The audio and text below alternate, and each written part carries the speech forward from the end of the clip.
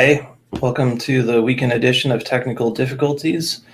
Today we are joined by Zach and Player 2. Welcome on, guys. What's up? Hi, What's up? Hey, how's everyone doing? Yeah. Just fine. We have holidays. Okay. Yeah. Oh yeah, what holidays do you have over there? Eastern holidays. So yeah. Yeah, we have those too. I just don't celebrate them. Yeah, me neither. But 2 days off is 2 days off, right? Yeah. Nice. All right. Well, we're running a little bit late today, but that's all right. This is Technical Difficulties after all. Yeah. That's right. What was it that something played a little loud for you, Player 2? Yeah, the intro. The intro just blew my ears, man. Because I got in-ear studio monitors. Oh yeah. And I kind of got my audio interface a bit loud, but Tuned up a little bit. But the sound is fine now, but the intro was just quite loud. Well, that'll definitely wake you up. Definitely, yeah. I took a small nap of half an hour earlier. Yeah. No nap so far.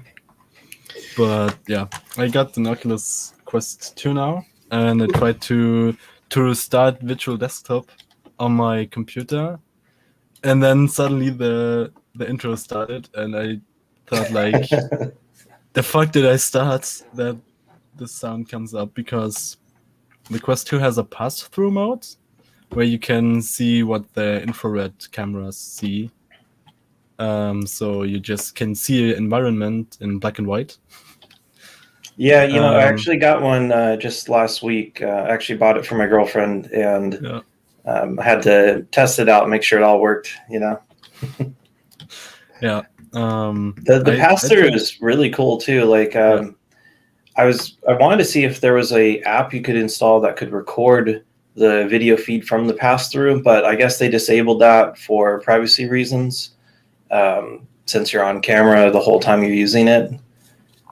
Yeah, I mean, it's kind of ironic because, Facebook. I mean, it'd be cool if they had a specific option you could enable that would make it function as a camera, because just like looking at my desk with all the stuff on it, with that infrared view, some things become transparent, some things turn really dark. It's a very trippy look. It kind of, I don't know, it's like part of the intro to Ghost in the Shell or something, where they do some kind of cool looking graphics over a city, and just looking at a desk full of parts and stuff has that same look to it.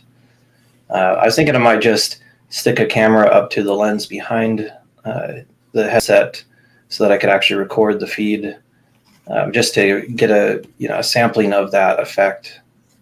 Yeah, Or, makes sense. Security cameras often also record infrared. Right. I have one for my Pi that's infrared. And on some cameras, you can get there's a filter in front of the sensor which you can get rid of, and then also view infrared. Right. The infrared glass, and then if you have a IR cut lens, you can do some cool photography with that. Yep. I've got the Raspberry Pi NO-IR camera, and you can do some cool stuff with it. If you add a UV filter to it or a infrared filter, and a few things in between, you can get some pretty cool effects. I tried it once actually just to see if I could do kind of an X-ray of my hand, and I would put a very, very bright infrared light source behind my hand, the camera above, and it worked. I could see the veins throughout the entire hand up into the wrist.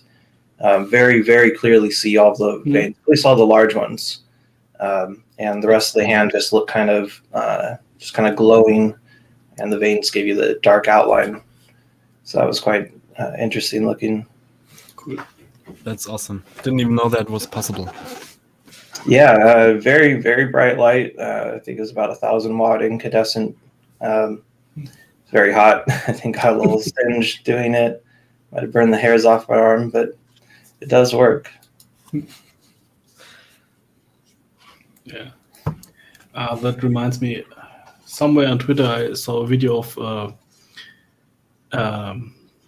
where was that?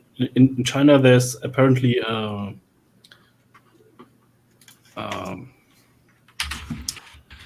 what's it called? So the artificial sun. No, you stick your hand in, and it takes blood from you, but it's a bot.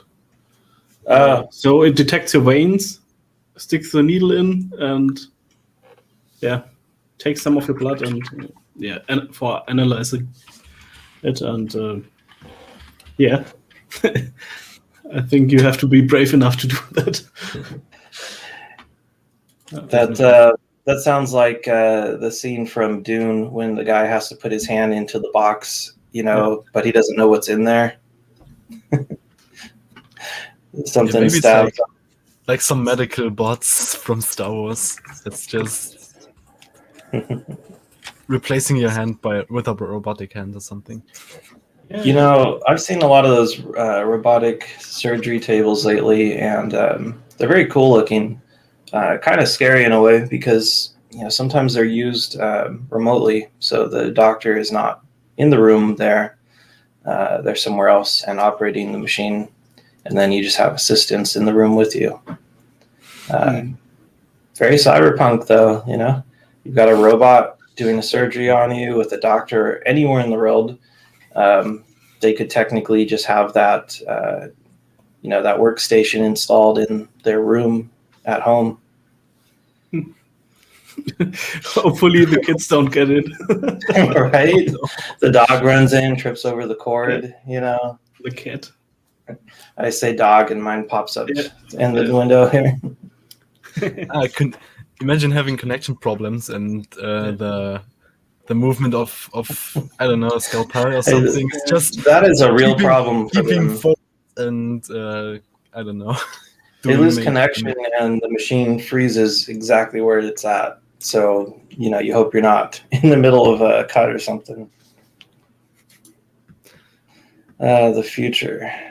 Isn't it grand? Yeah. The future is great. The future is now. The future is now. Yeah, everyone's waiting for their flying cars, but other than that, I think we've made it. What was funny was I had a surgery about 1 year ago because I broke my clavicle, and they had to screw a metal plate on my bones, so the two bone parts stick together, and so you're almost a cyborg. Almost, but it's not magnetic, and it's just a piece of metal. It's probably. I have the choice if I want to have removed in a year or not. Do they give you the option to add something to it? Unfortunately not. But can they glue a magnet to it? Because it'd be much more useful if it was magnetic. Think about it. You could just hold something here. Could just put a drink on it, maybe some snacks. Imagine having doing some maintenance on a notebook or something, and I don't know where to put the screws, and you just you just pop them on. Yeah, I'm thinking about getting some implants like an NFC and maybe a magnetic one, because I know one person who got one, and damn, that's fucking useful when you do stuff like computer stuff where you have screws. What's equally as fun and doesn't have the potential for the infection and death is just glue a magnet to the end of your finger. You can feel all kinds of magnetic fields, like if you're working around power supplies. It's really quite an interesting experience, and it only lasts for an hour that you leave it stuck on there. Just a drop of super glue. That's like a test run. Yeah, and what you'll find is that it's also super annoying because lots of things set off magnets, and having stuff constantly stick to you would actually really be annoying. You pick up a lot of iron shavings randomly. great. But it is fun. Just glue a little neodymium to the end of your finger and leave it there for a while. Yeah, magnet implant is not the thing I would pick up first. I think I just go with an NFC implant first, because I'm moving out this year, and my biggest fear is that I forget my keys at home. And there's a German brand called I Am Robots or something, and they provide NFC stuff like a cylinder lock for your door. Right. You can NFC. also get them with just Bluetooth as well. So it works off your phone. You're not likely to forget your phone and your keys. Yeah, also true. Now, you're over in Europe, so I thought they were already implanting employees with NFC chips to track them while, on campus, while in the office. Only if you work at Amazon. Okay. And that's not a typical European company. I would have thought that people in China do that, because in Germany, I think it's close to illegal to have your employees chipped. Yeah. Close, but not quite. Yeah, No, I actually think that's illegal. It must not have been Germany then. It's somewhere over there, around that area. Maybe in Spain or something. I want to say it was New Zealand. Yeah, well, not New Zealand is not Europe. Not very much. Other side of the world. Yeah. Yeah. Sorry if I'm a little bit tired here. I just woke up, so. Yeah. And we are about to go to bed, I think. Right. Also tired. Yeah. Hey, talk about the future, though. I mean, we got, 3 different countries here, 2 different countries, It's kind of neat. Yeah. Imagine showing something like this to someone in the 80s. Yeah. You mean before, the Cold War ended and all that, I mean, if we're not careful here, we might end up not being able to chat at some point.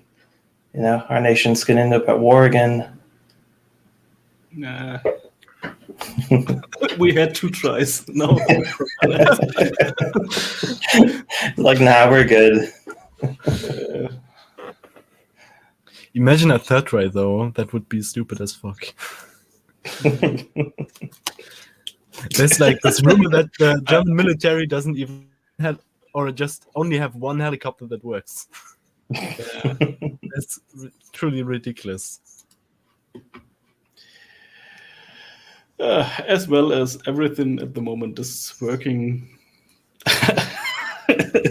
I think we would not get very far. Nope, not at all. Yeah.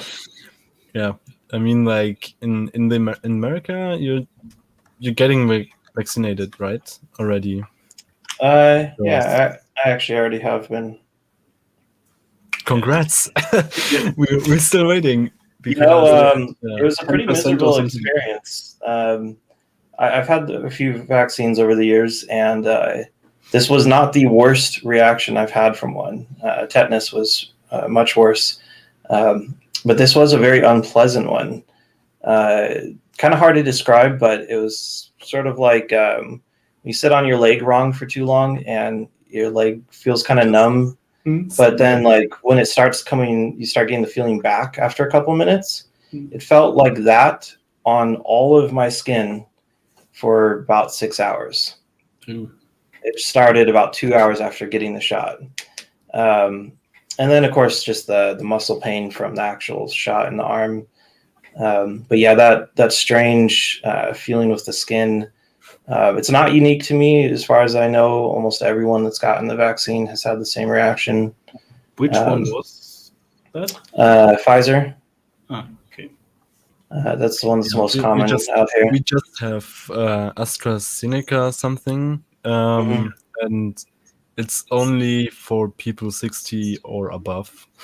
Yeah, it was just about a week ago they moved it to the general population now. It was 65 and above. Now it's, I think, over 16 because they haven't tested it on kids yet, or maybe they have and it doesn't work. I don't know. Yeah. With they stopped the AstraZeneca vaccination process for like a week or something, or 3 days to a week, just because, like, I don't know, 7 people got a thrombosis from it, and it's not even validated that it's from the vaccine. Right. Yeah. I mean, that's bound to happen, right? You have people that aren't typically seen by a doctor, and then they suddenly are, and you're going to find all kinds of things wrong with people. Hey, we hope it's all safe. Vaccines typically are. And these are quite different than the old style ones, so we'll hope for the best. As long as they didn't sneak anything extra in there.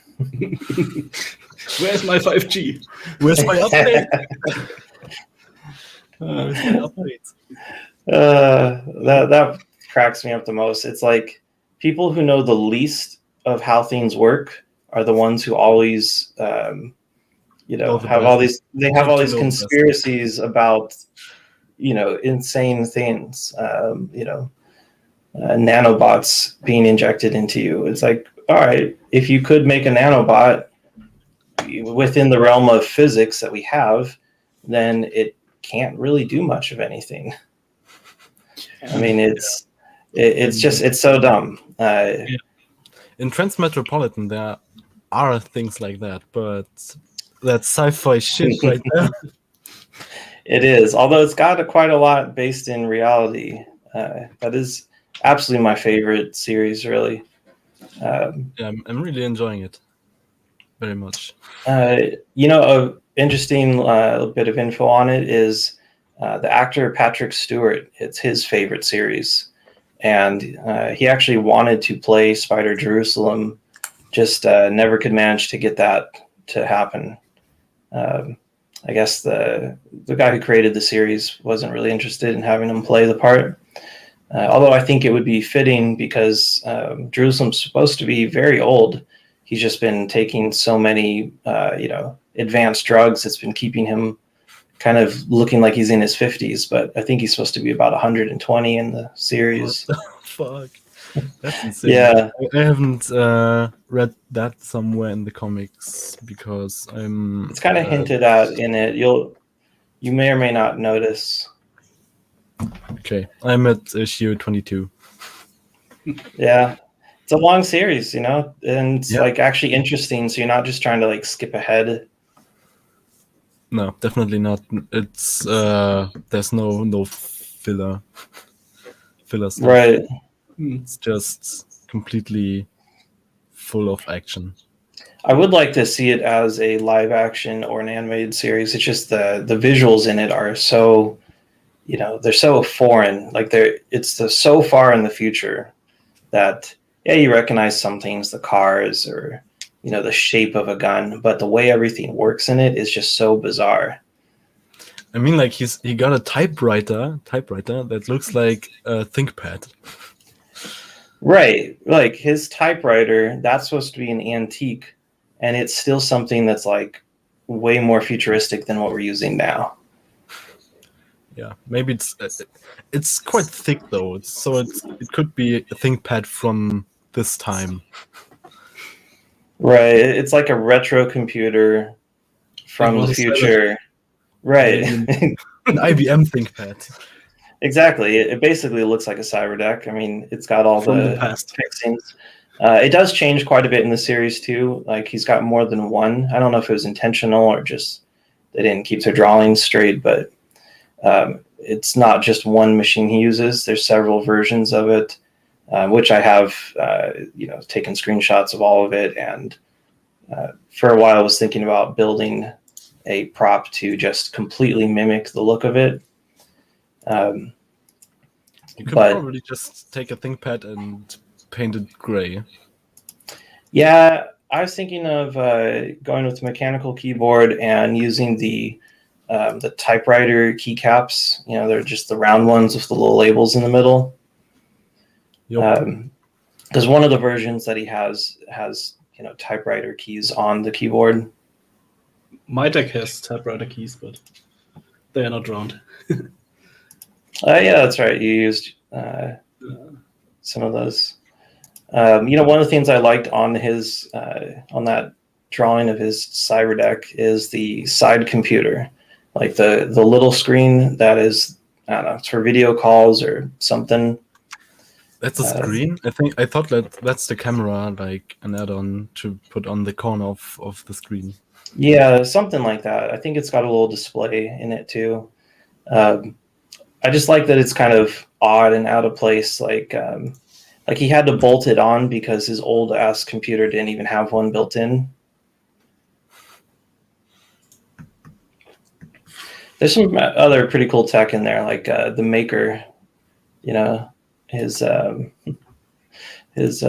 that they rent from the mafia. Super advanced matter reorganizer, basically a 3D printer that can make anything. Did not read that. Yeah, it's kind of cool idea. It's like you buy a base block, which is just supposed to be like a block of matter of all of the particles you could possibly need, and then it uses that to reorganize it. Yeah, this is Transmetropolitan, Lord Helix. I'll drop you a link in if you're here. Those open directories are very useful. Yeah, I'm not so much into comics. Me neither, but yeah, me either. Really I rarely ever have looked at any of them, and I'd call this more of a graphic novel. There's a lot of text on every page, and if you were to just put it together in a book, it would be pretty thick. Okay. Yeah. Yeah, like 60 issues. That's a bunch. Yeah. Usually they have like 24 sites per. Right, and it's really one continuous story. Like these aren't, I mean, they are self-contained, but it's really one story. So, and it's not like there's a second season, a second set of books coming. This is a one-off thing. So, it's just one complete story, which is pretty nice. Let's see. Yes, they did do the compendium. I think there's 3 of them. I've really only looked at it as a webcomic.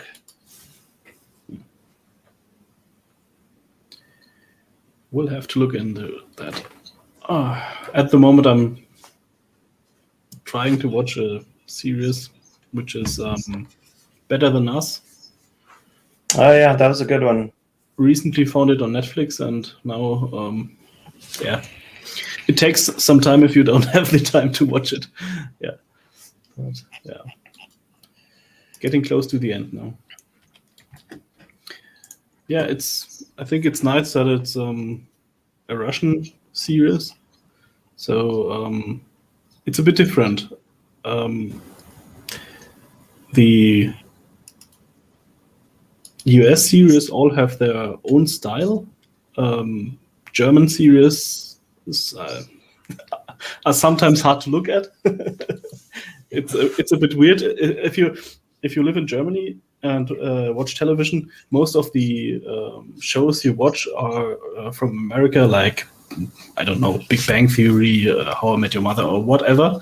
And if you then watch a German production, it's sometimes a bit different. You have to get used to that, I think. And yeah, definitely. Like same for a French series or even just something from the BBC. There's definitely a different kind of pacing. They're usually slower. I think American shows usually keep a very fast-paced. It's hard to keep our attention. Yeah. We're all ADHD over here.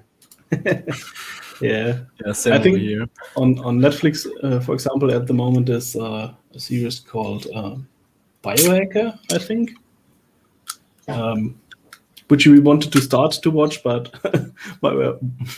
my wife said, "Oh, is it a German production?" Yes. Can't we Hey, Helix. watch something different? Welcome on. Helix. Hey, Helix. Hey, what's up? Yeah. If anyone is just joining us, Helix is just a keyboard. Yes.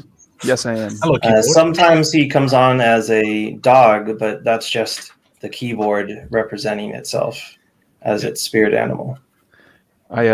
Maybe he's identifying as a keyboard. Yeah, you know, the surgery went well.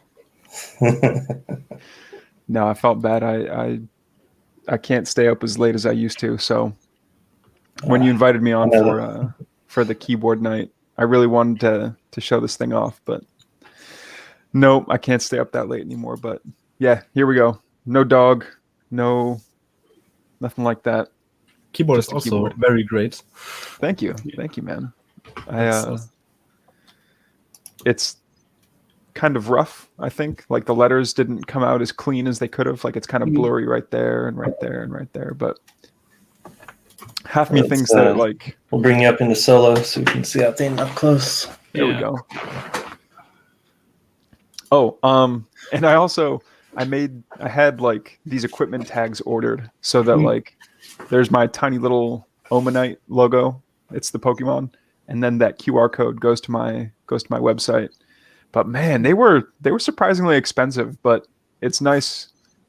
So like if you're walking around with some tech, you can just like put your own like inventory tag on it. And then if someone says, "Oh, hey, that's my keyboard," you can be like, "You can scan this QR code." So. Yeah, exactly. That's awesome. Where did you get those? I think I need some of those for my tech because I have like a lot of synthesizer stuff. I have my Quest 2 now. I have a Notebook 1, Notebook 2, Tablet 1, Tablet 2. Yeah, you might consider a more destructive option, which is to actually engrave the back of the hardware, which makes it so it can't be removed if someone does steal it. Removing cool. inventory tags is actually also quite difficult to do. I tried that once on a leaving device at my old work place, and removing inventory tags is really frustrating. Yeah, it's and that's the painful. purpose of those things. Yeah. But yeah, for 100 inventory tags, it was about 100 USD. So I think that's Oof, 70 that's euros. rough. Oy. That's a lot. But yeah, Speaking of stickers, though, I actually just ordered up some aluminum tags. I guess they're kind of credit card sized and shaped for doing like metal business cards. But they're aluminum or steel with a black coating on it. Yeah, and I have those. I need one of those big key switches as well. They're awesome. The business cards, I have one of those laying around somewhere here. Yeah, they're quite cheap, and what I'm going to do is just engrave some different artwork on it with the laser, and then put an adhesive on the back and sell them on the website as stickers. I haven't found any cool, metal sticker options. You can get those business cards ordered, in bulk, and they're not too expensive. But I've got the laser cutter now, so I figure I might as well put it to work. Yeah, and, a metal sticker should be pretty cool, What could also work is to have your crypto wallet on there. Like if you have a paper wallet, you just take the QR code and put them on the metal plate. It's way more premium than having a printout of your QR code. That'd be pretty not nice. like the private key though. Like hey, you can pay me using this QR code. Not I can generate my wallet with this QR code, because then you're just giving your wallet away. But, well, I mean, for yourself though, that would be a good hard copy to keep. right. Yeah, absolutely. But that's also a great idea. I should include the crypto on all of these things. So if anyone wants to donate some Bitcoin over here. Yeah, I'm just quite new to crypto stuff. So I got to some Ethereum like 2 weeks ago. And just got 100 euros in Ethereum. When one Ethereum was at 1.7k, and it's over 2k now. Nice. So, stonks. My brother has quite some Dogecoin. Oh yeah, a friend of mine got some Dogecoin as well. But he bought it. He bought it for 10 euro, and it's what he has is 150 now. So it was 6 years ago or something like that. Damn. Yeah, the Dogecoin was like a free giveaway thing. So Yeah, it was when never meant to be was a real yeah. currency. I mean, it's ridiculous that it went up 1,000% in 1 month. Like, Yeah, a friend of mine just bought a NAS system for 2k just because he got so much Dogecoin, and when the Dogecoin was at its peak, he was just like, damn, I can buy something really useful with it now. He didn't really need the NAS because he already had one, but it is kind of fun just to play around with crypto, just to, make some extra money. I've been doing Bitcoin for about 8 years now, and never taken a loss. I've always kind of cashed out around about 16% profit, and keep a little bit in, cash some out, and just kind of keep that going. I mean, you'd make more money keeping it in there for 10 years, but I think it's more useful just as another income source, albeit small. It's just fun to play with, Yeah. I mean, the Bitcoin was, I think, at 60. Oh my god. It's at 60 now. Yeah, I haven't looked in a few weeks. It was at like 48 the last time I checked. Yeah. Oh no, it hit 60 definitely. Yeah. It's been riding the line just south of 60 for a while. It like crosses 60 and then goes back down. It's actually at the moment at 75. 57. Crazy. It's just. Okay. I was about to say 75. Oh my god. 75 would be insane. When I got started with it, it was $270 a coin. Ugh, what a time to be alive. And I wasn't even that interested in it, so I didn't buy a lot of it, Yeah, that would have been nice to have kept, 10 coins at that price. I'm glad that it's painful. It's kind of painful knowing that at one point I had that many coins and could have kept them, and at least you're not the guy that bought a pizza with like 10,000 Bitcoin back in 2010. I don't know how that person gets through life anymore. Yeah, it was a really good pizza. I hope so. I hope he remembers that pizza. But he remembers. Yeah. It's good to see that people are finding practical uses for blockchain now too, because before it was like, okay, cool, it's a distributed ledger, and it's like, all right, fine, but what can you use it for other than mining money? Yeah. I still don't know how it works. I still don't actually know how it works. I saw a video of a guy who tried to mine Bitcoin with a Game Boy. There's ridiculous. He actually explained how this works. But I had intern students from uni, and Werkstudent, it's called in German. I have no clue if there's an English word for that. But he told us stuff about how the blockchain and crypto stuff works for 2 hours, and I have still no fucking clue how this shit works. So, I think that's kind of intentional too. It is a very obscure and kind of difficult thing to get into. It's not a business you can just jump in and go with. Yeah. Yeah, I have a hardware wallet now. So this is a device that kind of stores my crypto stuff. I still have to transfer my shit though, because currently I'm at Binance, which is They're okay. provider, something that allows to not exchange money with only credit card, but also SEPA money transfer. Yeah. And in Germany, it's kinda unusual for younger people to have a credit card. Yeah. And speaking of Germany, recently I thought maybe I once mined Ethereum, so then I thought, yeah, maybe get a bit back into it and have a look if you can do it right, with all the legal stuff properly done, and maybe buy a bit of crypto. There was no way. On every website which was advertising for Europe, when you Germany when you excluded. chose Germany, no, sorry, no. For real? Yeah, Strange. because the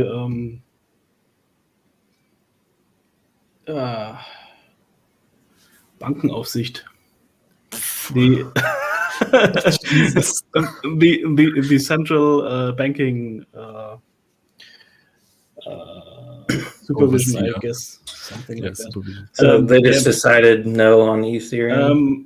They cracked a bit down on it, as it seems, and everyone who's doing crypto in Germany now needs a license from them, if I got that right. And so that is all pending, and so at the moment, But how do they There's- enforce that? Like, how do they make sure that you have a license before you get crypto? yeah, Or to be an exchange for the crypto. Oh! I thought you Yeah. meant like Yeah. an everyday user. no, can't. no, you can. Yeah, No, that comes next. No, that you can't really enforce that. But also, you can't really mine Bitcoin or something like that. Oh no. Yeah, like Bitcoin mining in Germany is not paying out at all because electricity cost Yeah. is at least as high as 1 Bitcoin for mining Yeah. that stuff. Yeah, I mean that's been a similar issue here. I mean that's really what drives the price. Is in all reality, it costs about $60,000-$70,000 in electricity to create 1 Bitcoin right now. Yeah. And that's really why it's tied to real money, because we're paying for it just with our electric bill. I thought that was really smart the way it was designed. So the difficulty increases as there's more miners. So Yeah, I also found that really frustrating after buying 4 ASIC miners, and like I got in right when they got released, and mined on them 24/7 until the difficulty halved, and it's like, oh, okay, now they're useless.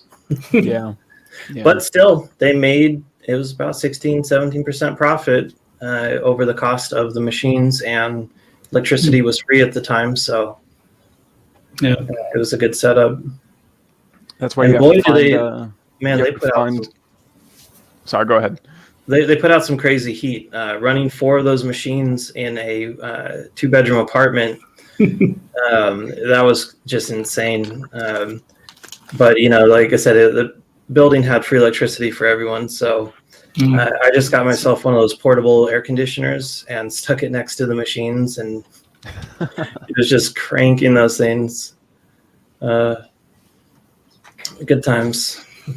They say that the way to do it is you have to find either an abandoned hydro dam, or you find a hydro dam that you can contact the owner and say, look, I just want to use the water as a heat sink, and I want to use any excess electricity that you make, and then just use that.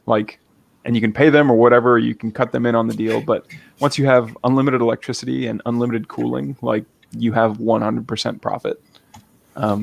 Or when it's in the cold months, when it gets too close to freezing, then I'll start mining again, and then I'll just turn off the heat in my office, or turn off the heat in my house, and then just it's like, oh well, if the heater was going to be running anyway, then I might as well make some money.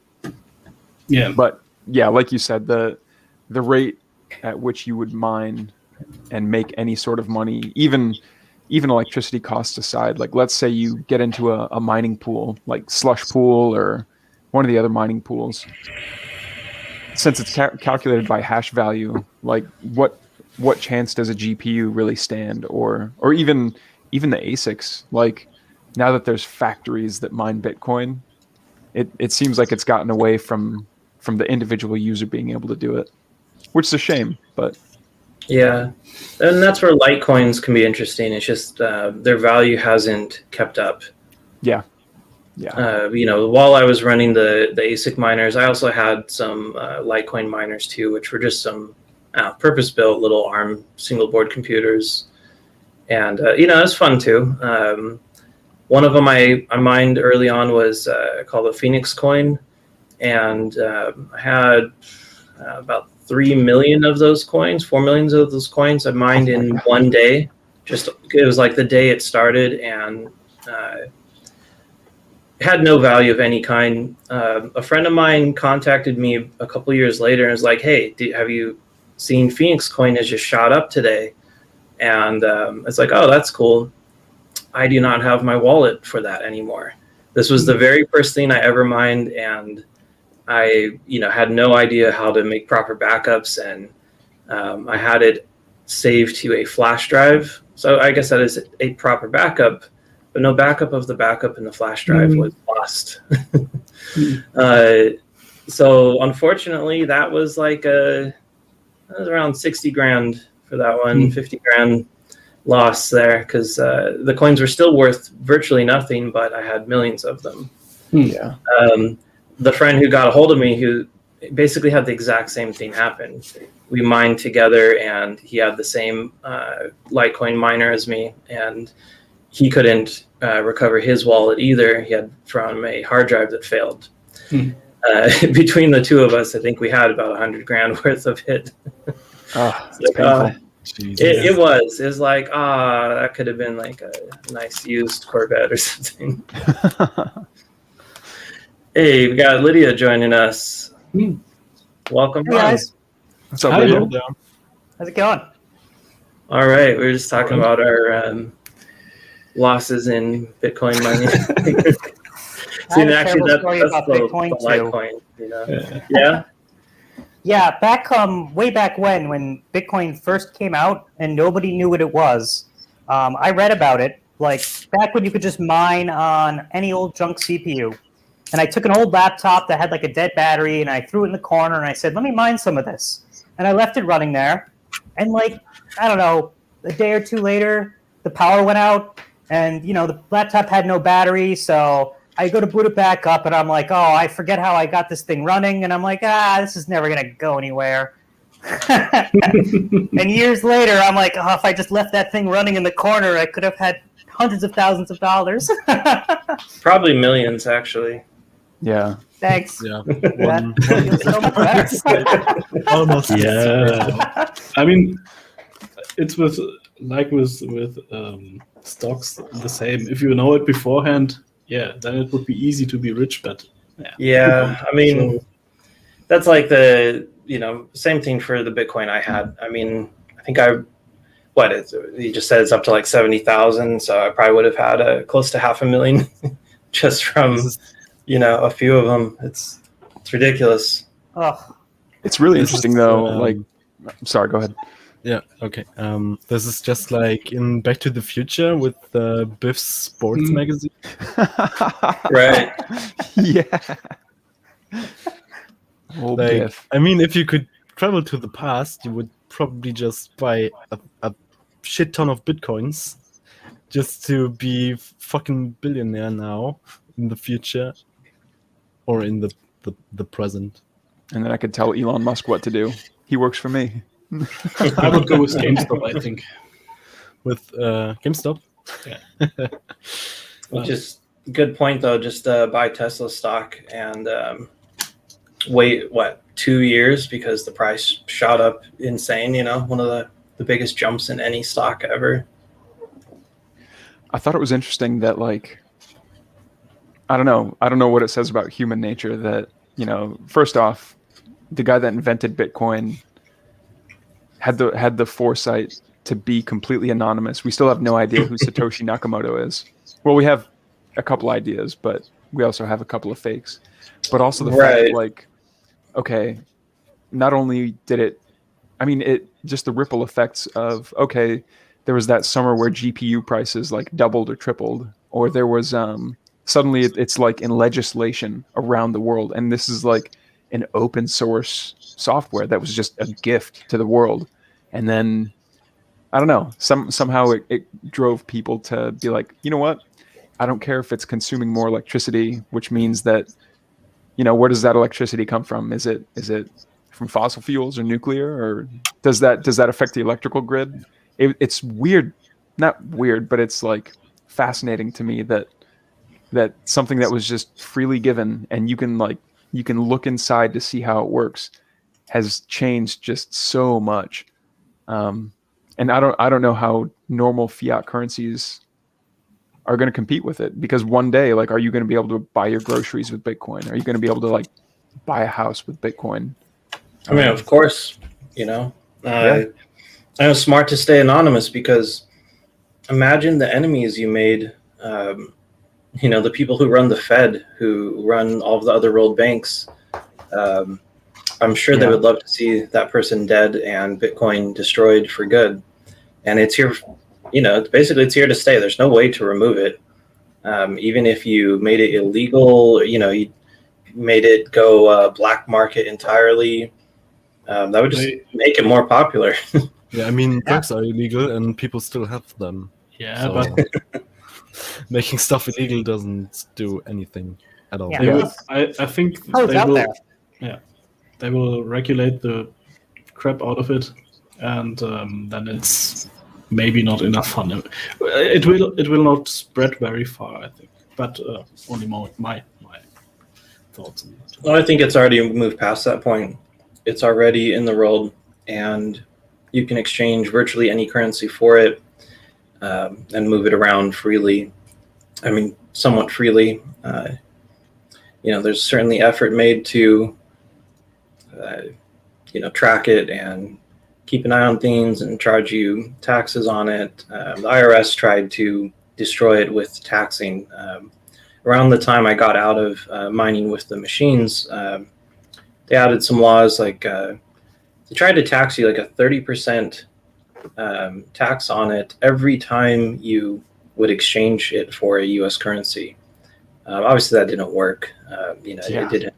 That didn't last. But the idea of it was insane. The idea that you'd be taxed on it every time you did a transaction, and then still taxed as an income at the end of the year. When your profit margins are under 10% typically, and then to get taxed over 30%, obviously you would never be able to afford, bringing it back into another fiat currency. Yeah. But that didn't work. So, they backed off on that. Ridiculous. It makes me wonder, like, I don't know. Yeah, like you were saying, Lord Helix, I think it's really interesting that just that piece of code being released has changed the world so much. I think anyone who's ever written code has fantasized about writing some code that changes the world. And there's somebody who wrote some code and just put it on the internet, and now everything is different. Yeah.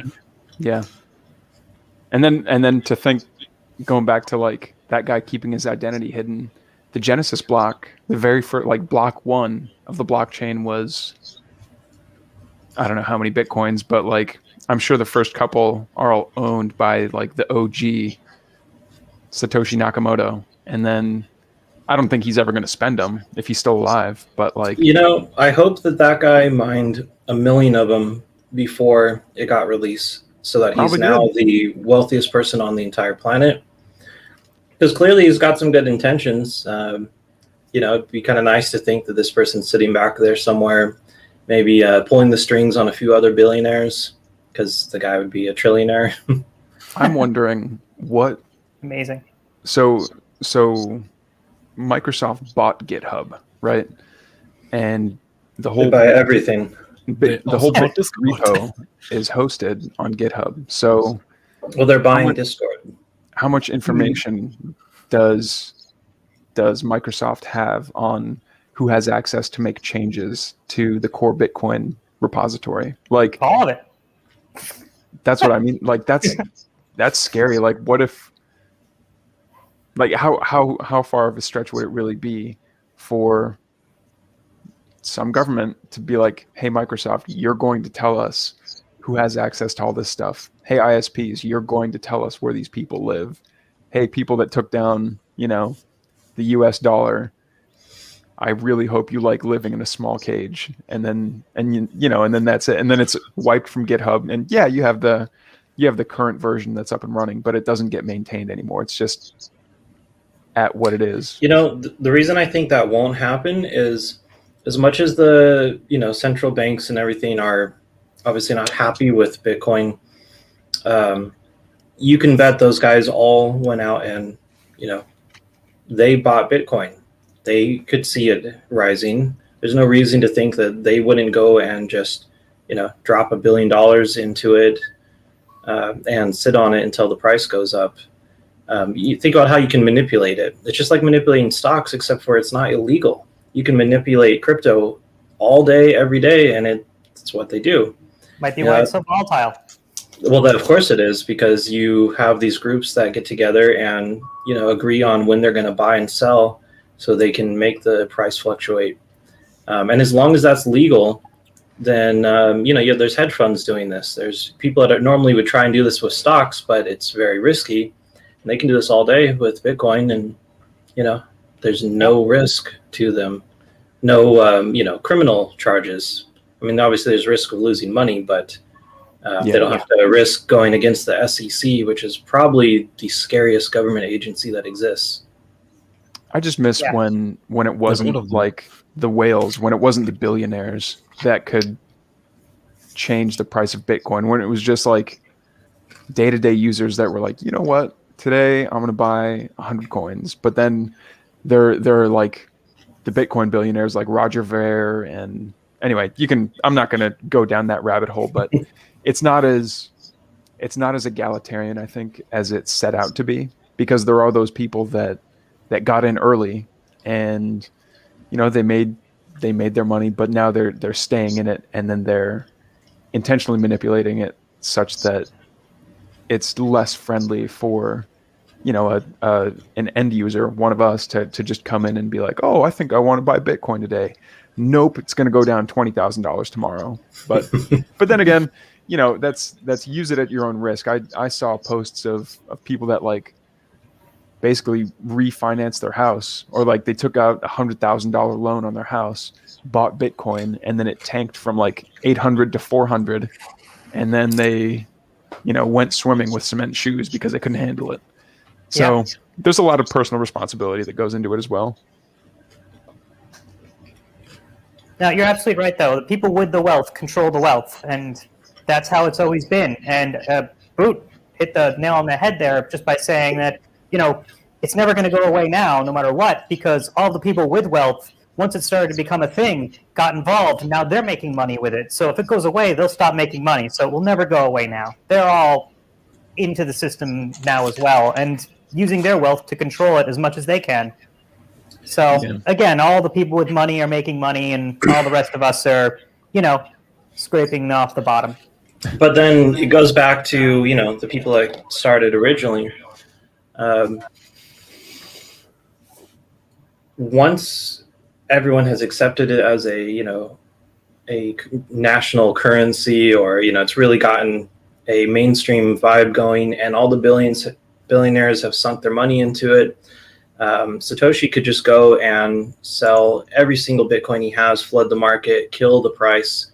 Whoever actually is in charge of Bitcoin at the very top could crash it and take all the wealth from all of those people too. And they know that. They know that there is a risk and that they're not very well liked either. Could Satoshi? Sure. I don't think. Well, yeah, because the price is manipulated constantly by buying and selling. There's no reason to think that if he had however many millions of coins that he could put them up for sale for, a few dollars a piece and crash the price. Yeah. That makes two assumptions. That's if he has that many Bitcoins, which he probably does, Yes. and the assumption that he's not already in a cold, dark box somewhere, never to be let go. Yeah. Yeah.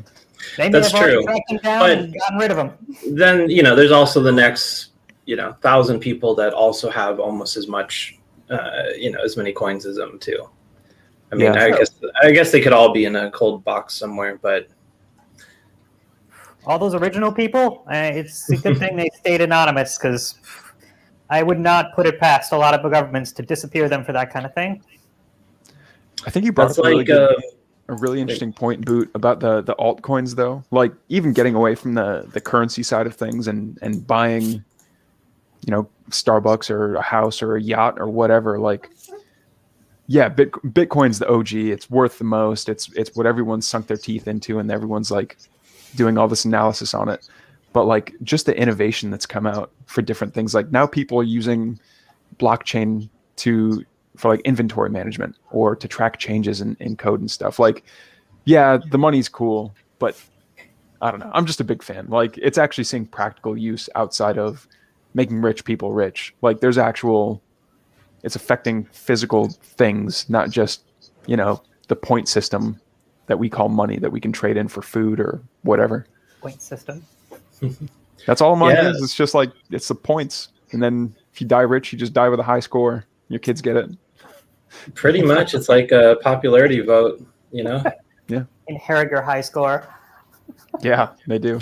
Hey, that's going to be a real thing. People are going to start inheriting like their dad's Steam account.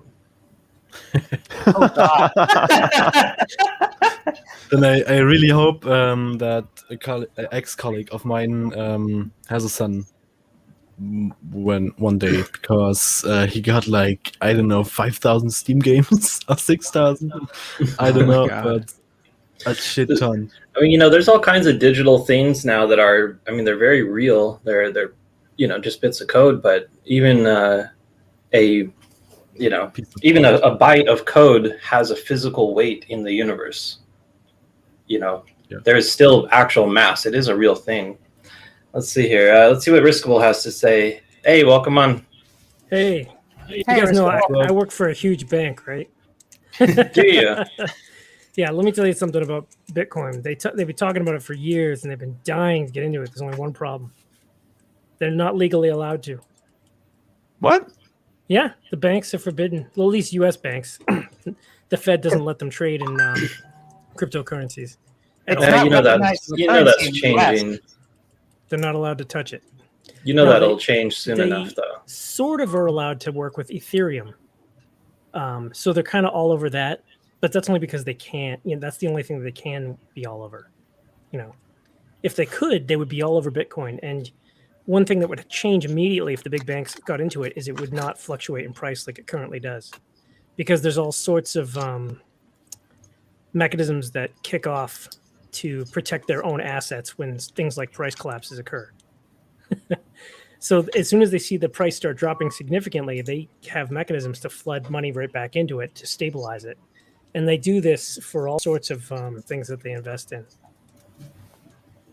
And that's actually kind of what they're supposed to do, right? They're supposed to stabilize markets and things like that. But, I mean, do we want to give them that power? I don't know. That's not my part. That's not what I do. I think if it's this late in the game, and then banks want to get in, where like, say someone sold their car and bought a Bitcoin, and then the banks want to come in and say, hey, we're gonna jack the price of Bitcoin up to $200,000 per token. I think that would be great for your average everyday Joe. What freaks me out though is when companies like Tesla are like, hey, we're now accepting Bitcoin as a form of payment, because then it's starting to like re-centralize where all that currency is going. It's like, yeah, they'll let you pay for it, but they're not going to put any Bitcoin back into the environment. Like they're just going to hoard it basically, and then wait for the value to go up and up. The only way that I see a possible crash of Bitcoin coming is if there's none left in the environment for people to spend, and it's just people that hoard it and never spend it, and then it has no value, right? Because there's no movement on it. But then it could So still everyone- be backing other coins, right? You know, you could just be using Litecoins that are backed by Bitcoin. Yeah, I guess you Yeah, could. there's all sorts of things. And then all there's sorts of ways to keep it Bitcoin stable. Cash. There's the original Oh, Bitcoin Cash, and Ethereum Classic. I don't know what the difference between Ethereum and Ethereum Classic, and why the one's classic and the other one's not. hey, did anyone ever catch the supposedly Satoshi released a statement saying that, you know, Bitcoin was just meant as like a beta platform, and then the like Bitcoin Cash was actually the final form. No, I know for a fact that Roger Ver, who is, in my opinion, not a nice guy, that Bitcoin Cash is an invention out of Roger Ver's head, and he's one of the people that's trying to centralize Bitcoin and nodes. He's saying, hey, let's increase the block size to however many megabytes, and then suddenly it's impossible for your everyday user to be able to host a node at home. And then now it's, hey, only people that can afford infrastructure can host a node. And that sounds like a whole lot like a bank to me. And so he was like, you know what, fine, if Bitcoin won't let me do that, then I'm going to make my own thing called Bitcoin Cash. And he does have some valid points where, like, hey, there's only so many transactions that are going through at the current block size.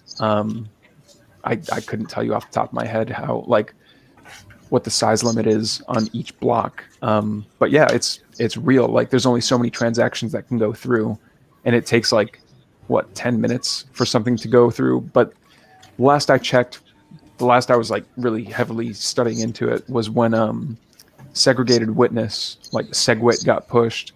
And then now, I don't know if the Lightning node is up or like the Lightning network is up that rides on top of the blockchain, where like transactions go a lot faster, but you don't necessarily need a larger block size. Anyway, long story short, Bitcoin Cash, I personally don't believe in it, but do your own research. Bitcoin. Yeah, it doesn't seem like it's 1 megabyte, by the way. 1 megabyte. Yeah. It doesn't seem like the Bitcoin Cash exactly took off the way it was portrayed. You know, there was a lot of hype on it. Yeah, and that's the same guy that owns Bitcoin.com, which is, Bitcoin Cash, but Bitcoin.org is the Be true right back. OG. All right, see you, player 2. Yeah, that's the original, like, how grandma used to make Bitcoin. I like that. Remember Well, when you could moving find on from Bitcoin? the financial talk, what's everyone working on? Got any? Lydia, I see you got a print going. There's always a print going.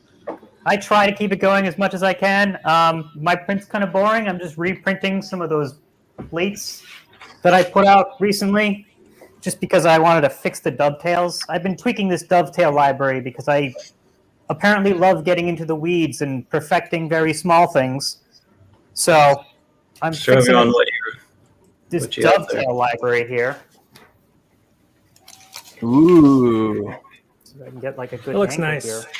That looks fancy really nice. schmancy. Ooh, honeycomb infill. That's Yeah, it's pretty such cool. infill with the 0 top and bottom layers. Yeah, Awesome. I love doing that. That's one of my it's favorite so things to nice. It just makes everything nicer. In fact, I've been redesigning my sensor cases because, again, I keep wanting to tweak things from something like this, here, and I'm looking at something like this where I use the dovetails to actually create the box and then just clip it all together. Because I want Looks airflow nice. through this thing. Doing this with the bottom honeycombed, I really like. Gets way more airflow, but I can't do the walls. So breaking it out into dovetails and turning it into an actual snap together box would be ideal. That would be epic. Is that an OpenSCAD library you're working on? Yep. Awesome. That's awesome. I don't remember the name of the guy who made the original library, but it's it's good. It's his classic open source where he solved the need that he had, and that was to make a 4-sided box with no top or bottom, and that was it. And I wanted to do them flat and at 90 degrees, and now I want to do tops and bottoms too. So I just keep tinkering with it and adding to it, and eventually I'll get it all out there and get it nice and tight. Ooh, For what reference, is if you that? guys have ever wanted to see what, like, if you ever wanted to wonder what it would be like if you printed a cube with gyroid infill with 0 top bottom layers and 0 perimeters, that's what it That's looks like. cool. That's wicked cool. I keep it on my desk because it's just the coolest thing. People come by and they're like, "What's that?" Yeah, if you go too big, like if you lower the percentage a little too much, it doesn't look as nice. It kind of, you get a little too much printing in air. So I think this was like just the bare minimum I could do while it still looked like a cube and didn't get too deformed. Yeah, I did a bit of that with the resin printer, testing out different kinds of infills, see what had better strength. Made one that was all spheres joined together, and I just had the idea based on like the way diamonds are built, and it actually is pretty strong. It has a cool look to it. But gyroid is overall seems like the best infill. At least for I time lapses. agree. Yeah, I was nice. actually thinking about gyroid as the walls to these sensors. That way, in case any liquid gets splashed at them, if I had one full rotation of the gyroid shape, it should block any splashed liquid, but at the same time still allow airflow. I don't know if that'll work, but I'm definitely going to experiment with it. That'd make for like a good fan grill or something. That's cool. Maybe more than just blocking the splash. You could have it redirect the water out. Like if you had I've always worried about having a fan grill that's facing up. Your sun could just pour straight into it. Yep. But if you could somehow direct the channels of water out the side while still letting air flow into the case, Oh, that's interesting. that'd be fun. Not sure how you'd make that work. It's interesting now. Yeah. What And now we gave Lydia one more thing to try it. Yeah, I'd go for it. Try it. One more thing to tinker with endlessly. No, I did it'd once- actually be pretty easy though. You would just have, like angled slats and a channel here. The water would run into it out the channel, but the air could then curve around it. It's actually been done on a few other industrial vents you can get like to put on your ceiling. That's really cool. I Yeah. hadn't considered that. Quite interesting. What you got there, Riskable? This is something else I'm working on. So this Tolerance is my gauge? this is my key switch that you might be wondering what these numbers represent. They're the strength of the they're basically the magnet gap. So the larger the magnet gap, the less force is required to move the switch, right? So this one's the strongest, and I actually made a 0.0, but I was fiddling around with. I took it out and was fooling with it, and I broke it. I've got a long print running, so it just has to wait a little bit so I replace it. But yeah, so this one's the strongest, and this one's the weakest, and you can actually test to see what your preferred key feel is with a little thing like this. And I was gonna basically put them all together as a single model along with the keycaps. Have you tried going up to 11 yet? I do have 11. I've got 1.0 to 1.9 in a bag down there on That's the awesome. floor. But yeah, I thought it was a good idea. I was going to release this so people could try it out, even though I don't have like a full keyboard they can get yet. The other neat thing about this is, I don't know if you can tell, but that's kind of like light blue. It's actually not. What it is this layer of white and that dark blue color that's on the top. This key switch tester was printed using the waste. So this was my waste tower. This Oh, that's key switch cool. tester. That's awesome. Oh, Yeah, nice. for these very keycaps. I thought that was kind of I didn't know the waste tower could be a separate model like that. Yeah, what you do is you import any given model in Prusa Slicer, and then you right click on it and you say wipe options, and that gives you a little like 2 checkboxes you can check off on the right hand side of Prusa Slicer, and one of them is like wipe to infill and use use the whole object basically as infill, as the wipe tower. So you check That's both those very boxes, cool. and then the model that you put down now acts as the wipe tower. Now it'll still have a wipe tower, but it'll just be hollow. Right. But yeah, While you've got your camera there all zoomed in, do you have some of the switches disassembled? Like you could show us the individual pieces? yeah. Well, you know what? It needs a giant switch. Yes, you need to print a giant version of it so that you can have like a demonstration model. Like, Then you I need got a like big one. a super strong magnet for that one. So this one's like, this is the breakout one. It's 10 millimeters of travel, which is kind of ridiculous. It's That's super hilarious. duper long. It was so long, it was kind of annoying. So I put a little silicone O-ring on there to just reduce it a little bit. It doesn't go all the way. Maybe use that one for the escape key. Yeah. But yeah, that's your big one. Now I can make a really like full-sized one, but what size magnet would I use? You'd have to like sit on it to get it to go down. Well, you wouldn't Put it have to in a- scale. Don't scale the magnet up to that point. Well, that's the thing. I got to get just the right size magnet because that much plastic's going to be heavy, right? So the magnet has to be able to return. I would add an electromagnet. Then you can decide on the force. Then what battery should I use? Yeah. At that there- size, that would work. Or I it do could have just that in be my a to-do list. non-functional demo switch. So if you go to if you just Google, I think it was on Hackaday features an article about this guy that made this KiCad Python script that would generate spirals in KiCad, and you can use that with an H bridge to basically turn it into an electromagnet that repulses magnets or other circular that's cool. things. And I was going to try that. The only concern is that emits a ton of EMI, and it might mess with the Hall effect sensor. But I have a workaround for that too. So if it does mess with the Hall effect sensor, I can always just switch to reed switches, right? Those don't care about electromagnetic interference. But you wanted to see a switch. Well, this is what it prints out as, and I'll just pull one out. I don't know which one this is. And by the way, whenever you generate a switch with my SCAD file, this is going to be really hard to see. But you know what? If I color it in, I'm going to play a little bit of coloring here. So, what material are you printing in for these switches? PETG, mostly. I've printed in other materials, so it's hard to see, but it says 0.12. 0.4 nozzles? Yep. Only 0.4. Yeah, it's really hard to see that. It's not going to work. And But what it's layer easy to height? see in person. But the switch actually shows you what its magnet gap is on the side. I don't know if you'll be able to see that, but it's 0.2. Yeah, my camera's doesn't zoom. But it says 0.2 right there. 0.2, you can't see it. And on the other side, it tells you the total travel. And that one's 4. So So that's built into all of your switches? Yeah. So yeah, every time you generate a switch, it prints those little values on it so you don't forget.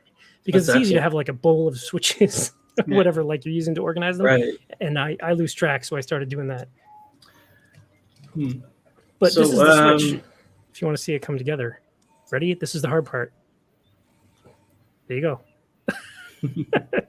How do you manage to actually print so cleanly in PETG for such a small piece? No, Enclosure. it's just PETG. You just got to get your profile right. The key to printing PETG is to have a Z hop that's 0.2 millimeters bigger than whatever your nozzle diameter is. So if you've got a 0.4 millimeter nozzle, set your Z hop to 0.6. Problem solved. And then whatever your normal retraction settings will work. I don't And know. that's like that right there that's the magic to PETG. And also have your fan always on, your cooling fan, but at like the lowest setting that actually works.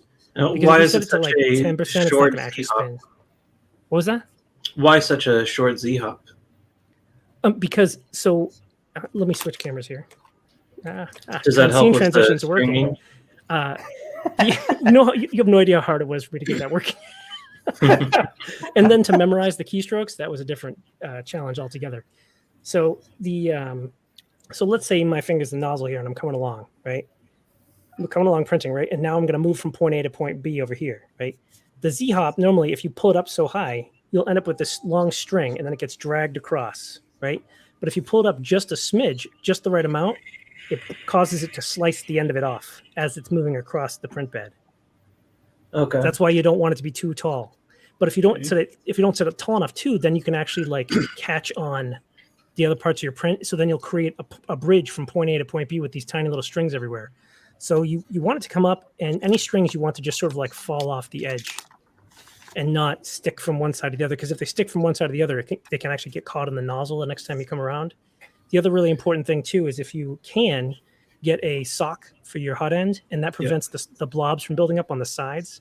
which somehow always eventually make their way to the end of the nozzle. That helps a lot to have a sock on there. And the other thing I found that sort of pushed it over the edge to perfection is the E3D Nozzle X, which has they call it phobic everything, and it does a really good job at preventing plastic like PETG from sticking to the nozzle. Now it'll still stick there a little bit, but nothing like a brass nozzle. Brass nozzle is like a magnet for PETG. They're terrible anyway. The quality Yeah, on them, you really can't get a good brass nozzle from anybody. But yeah, that's the key. Just if it's just going to be 2.2 millimeters, and I don't know if that scales up and down all the way. Like if you're using a 0.1 millimeter nozzle, I'm guessing your Z-Hop at 0.3 is probably not right. You know, you probably go a little lower. Yeah. I don't know, but just generally speaking, like if I'm using a 0.6 millimeter nozzle, I'll go with 0.8 millimeter Z-Hop, and that seems to work too. And for 0.25, I'll go with a point. I just go with 0.4 actually for the 0.25 Z-Hop, and that seems to work well. Oh. And I've done a ton of experimentation with this, so at least I know it'll work on a Prusa. I don't know if it works on everything else. And that's now with your prints. Do you still get the things where like the ends end up a little bit fatter than like a long piece? And I mean, you know, when you're FDM printing, there's all kinds of artifacts from the print. You can't see it, but there is a little. You kind of almost focused there for a second, but you can kind of see how there's like a little part sticking out the top here. Mm-hmm. See that my fingernail's getting caught on it. So I do get little bits like that here and there, and they're on every one of these. And I did have a little bit of stringing, but it wasn't like, you know, I just hit it with the heat gun for like 1 second, like, and they were all gone, right? But I normally don't even have to do that because with PETG, it has a very low fatigue index, which is a property of plastic, whereby it tells you how much bending it can take before it just breaks, right? So filaments like, or I should say plastics like POM are kind of like spring steel. They can bend over and over and over and over and over again a million times and never break, right? POM is fantastic for that. But PETG it's better than PLA, which is basically super brittle. It'll just break before it bends.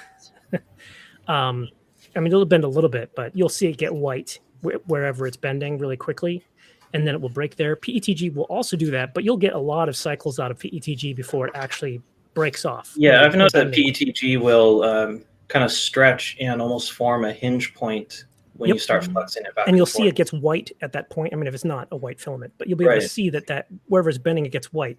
And that's because PETG has a very low fatigue index. So the more fatigue you put on the plastic, the more likely it is to bend and to break off. But that's actually a great property for something like a key switch or moving parts that move together, because PETG, when it rubs up against itself, like in the sheath here, I'll show you. So the way the stem works is it moves in and out, right? And that motion has PETG rubbing up against itself. And that same property about the fatigue index applies at a microscopic level. So any little bits that are just sticking off like this end up getting rubbed back and forth until they break off, leaving a smooth surface behind eventually. So after, a few thousand key presses, it starts to get pretty damn smooth. So what you're saying is your keyboards have a break-in period. Well, they're pretty smooth off the printer anyway. It just they get even smoother. Yeah. An actual break-in period, unlike headphones or other mechanical keyboards that people think they have a break-in period, but they don't. This actually has a legitimate. Yeah, like I recommend typing on it for like a few weeks before you lube it, and you'll actually know the point at which you need to lubricate it, because PETG has a problem when you've got perfectly smooth PETG pressing against PETG. It actually forms a gentle bond, and it's called stiction. So it has this problem where it starts to stick a little bit. And you'll feel it. Like, it's not going to prevent you from pressing the key. It'll just give you a little bit more initial friction, a little bit more force than normal.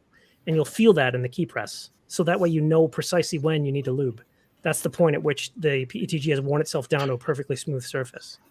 That's cool. I feel like that's happening a little bit with this this Model M that I got last week.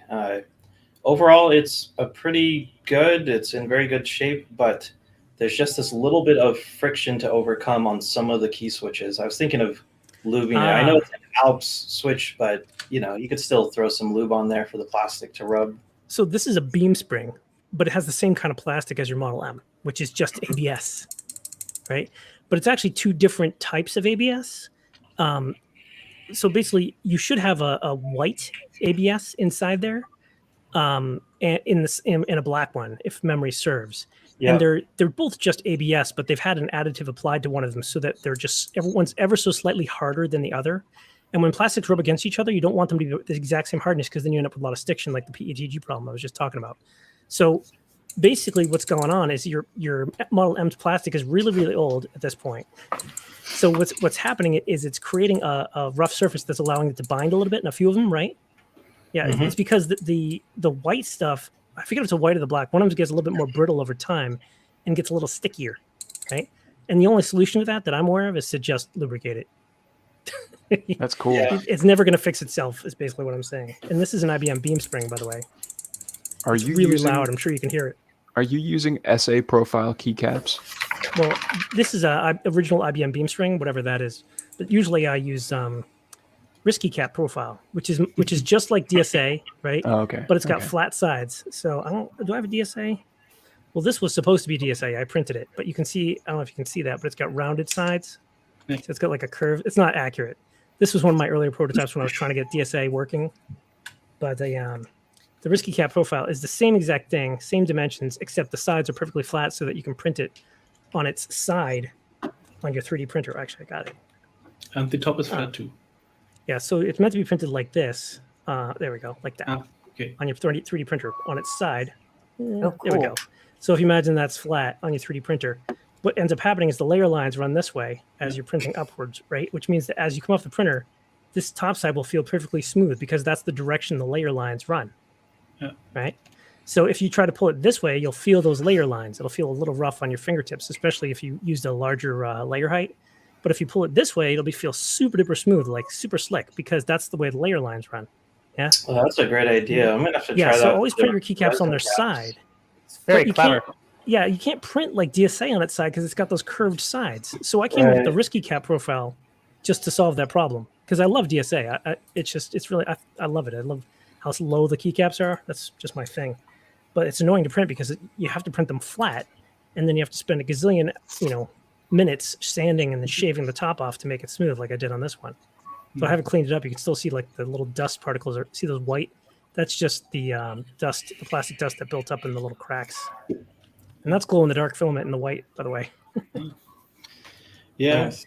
that's why I started casting keycaps to get them perfectly. That's on my Hold to-do up. list. You cast your own keycaps? Yeah, I did artisan keycaps. What? Yeah, nothing. I took part in the on the CBUT Discord in the challenge once, but I did not sell one Dude. yet. Yeah. You guys, I walk among gods right now. Like, this is so cool.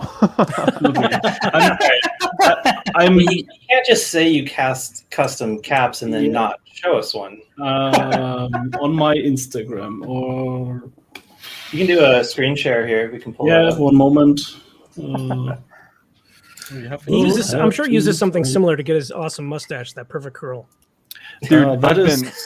I've been in awe this entire time. Sorry. Like, Maybe I should open. I'm over.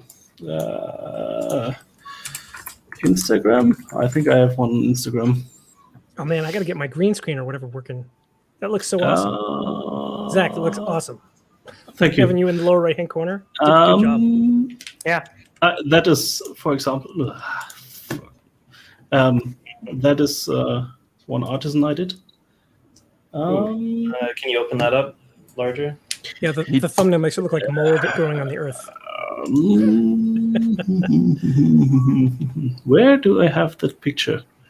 I remember you talking about the injection molded keycaps, which also is like a whole nother level of complexity. Yeah. Also on my Instagram, there are some pictures of my molds, and these were made from, failed prints, which I used as a filament because it's not that easy to get some resin. Drop a link to your Instagram in the private chat, and I'll post it to the community chat. It's sorry.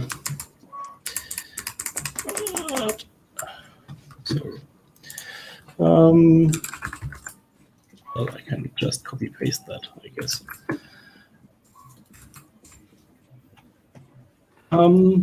Yeah, I could just have a look at if I can find some pictures. Is that your hexagonal keycap design? What is that? That Yeah. hexagon? Yeah. That's one of the projects I hope to do once my Cyberdeck is finished, which is a macro pad. I want to make a hexagonal macro pad. Cool. What's You that? can do hexagonal keycaps in my keycap playground, by the way. Just change the number of polygon sides to 6, Ah, cool. and you're done. So it'll generate the whatever stem type you want. Right now, it does 2 different types of cherry, like the one that'll fit in like box, like Kale box, which I prefer, and also the round one, which is classic. Yeah, so these are also made to fit in any. They are a bit boxy. Man, I need to find some pictures. Where did I put these pictures? I know what that's like.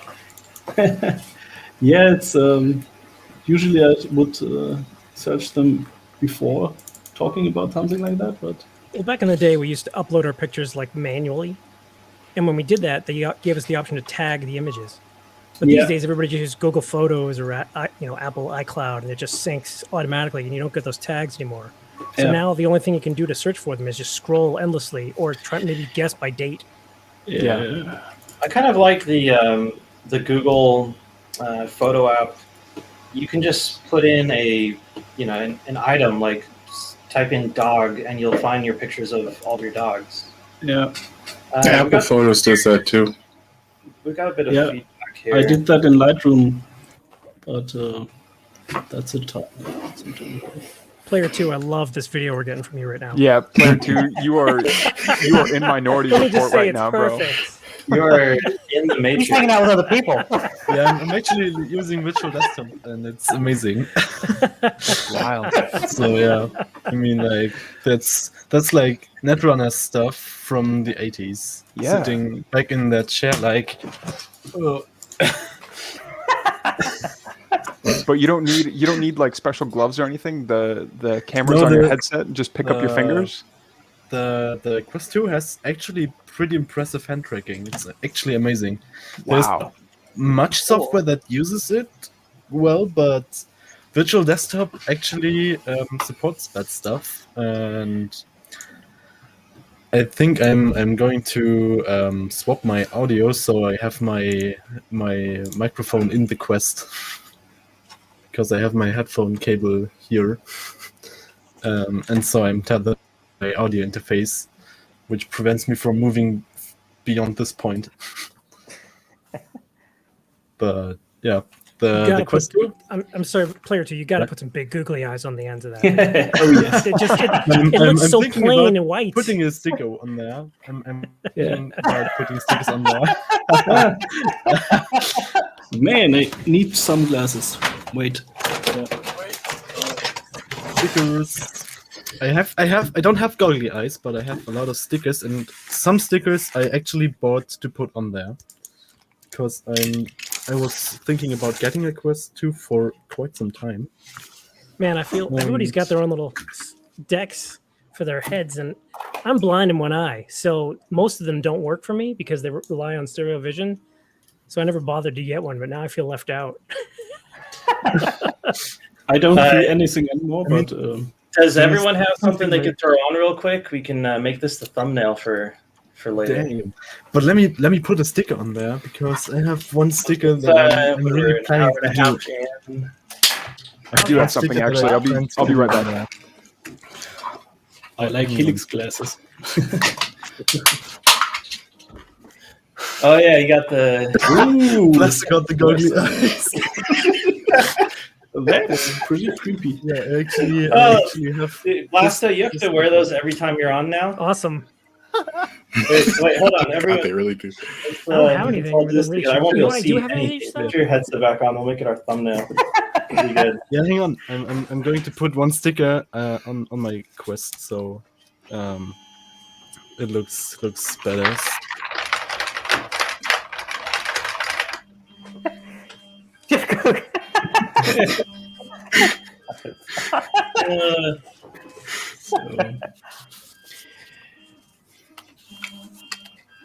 There we go. Yeah, one sec. Get my Doduo The third costume eye. from years ago. Like, yeah. Like I'm riding a Doduo. You get it? Yeah. I get their orientation right. These are the only things That's I saved from the fantastic. costume. Last. That needs to be your profile picture for everything, dude. Yeah, I'm riding the Doduo right now. Oh my god, so good. It was like the costume was kind of epic because it was just like one of those costumes where it looks like you're riding something, you know, or somebody's Oh, holding yeah. you. You know what I'm talking about? It's just like that. Like But I have those these Mario two- running on a Yoshi. And Yeah. Yeah, exactly. It was just like that. And these little kids in the neighborhood would look at me like, "What? How are you doing that?" It was so hot out that year too. So I said to the kids, I was like, "Man, you guys have it so hard. You have to, walk around in this heat, but I get to ride." That's awesome. That's awesome. I get to ride the Doduo. Speaking of that, like, why? Okay, since cyberpunk is more and more becoming, it's more than just mainstream. It's becoming part of like culture again, with the video game and like Carbon Black and all these TV shows. But why isn't there more like cyberpunk maker representation at like Comic-Cons and stuff? I've seen like one person that had the cyborg ninja helmet that would actually like come apart like at the face. It would like split down the middle and then fold back into the helmet, and it was just the coolest thing I'd ever seen. But like, I have an answer for that. It is because almost every single thing cyberpunk related is a book, and there's not a lot of pictures in these books. Yeah, but that also And works. people are not very creative, honestly. When you go to a Comic-Con, it's just copy paste. You're just dressing up as something that someone else created. There's very few original costumes at a Comic-Con. You'll see combinations. They'll mash two things together that shouldn't belong, and then it'll kind of work. But seeing just original costumes, and that's something I really love when I go to Comic-Con, is just seeing something that someone created. I myself kind of like going the lazy route. I'll usually dress up as something / on vacation. So it's cargo shorts, a really loud Hawaiian shirt, and sandals with like a Boba Fett helmet. nice. Boba Fett on vacation. Or That's a Jango really good Fett idea on for like vacation. keep an easy cosplay. Yeah. And it's fun too, and people actually get it too. They're like, you're on vacation, get it, But yeah, I think that's what it is. I think cyberpunk is just, it's just punk, You could just go to Comic-Con dressed like I dress every day, and But something like steampunk, for example. Well, that really stands out. Yeah. Yeah. But there are there are many.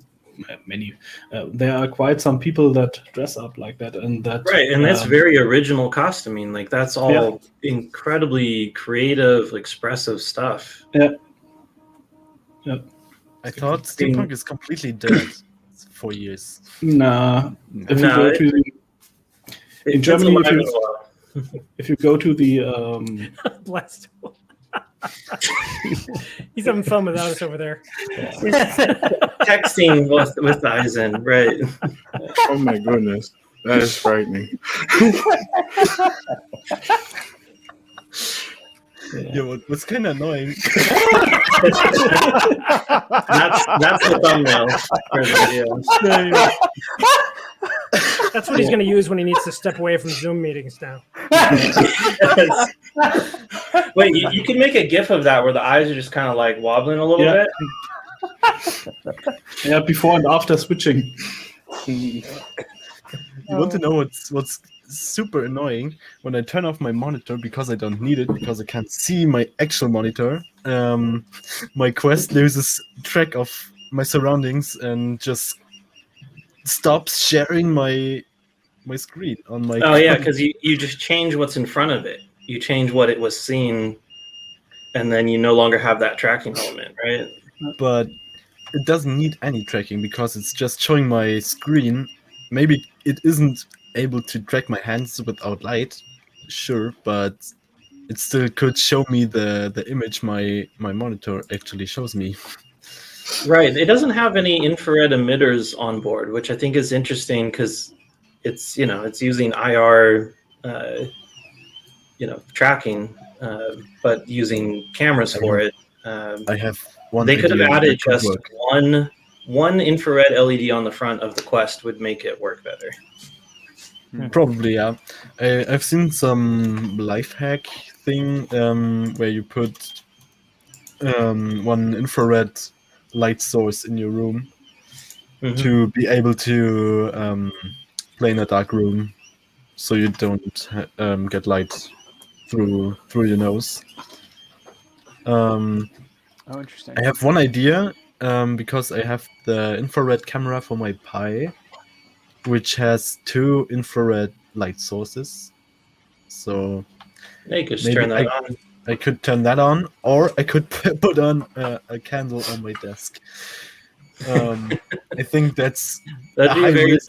low That's tech. a high risk, but that's kind of romantic, though, to not see a candle in the I'll get It's the like wine. for the Wii. That'd add a whole nother sensory input when you're moving the controls around, and you put your hand over that candle. Yeah.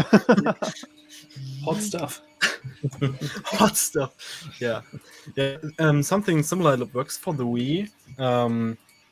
Like the motion bar, when you don't have one at hand, you can just use 2 candles. And I tried that one, and it kind of works.